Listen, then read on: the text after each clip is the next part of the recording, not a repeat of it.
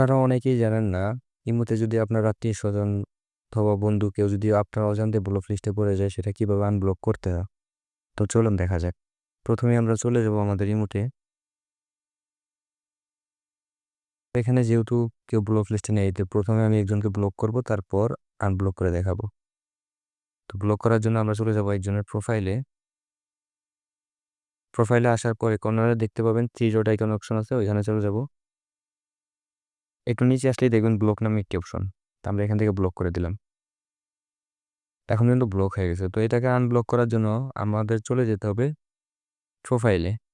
প্রোফাইলে আসার পর দেখতে পাবেন সিকিউরিটি অ্যান্ড প্রাইভেসি নামে একটি অপশন আছে, এখানে টাচ করব। একটু নিচে আসলেই দেখতে পাবো ব্লক লিস্ট নামে একটি অপশন।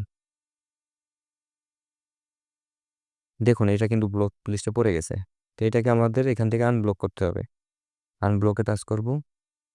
আনব্লক। দেখুন এখানে কিন্তু এখন ব্লক লিস্টে কেউ নেই, এটা আনব্লক হয়ে গেছে।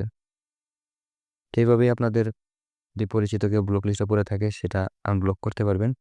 আর এই ধরনের ভিডিও পেতে চ্যানেলটিকে সাবস্ক্রাইব করে পাশেই থাকবেন। ধন্যবাদ।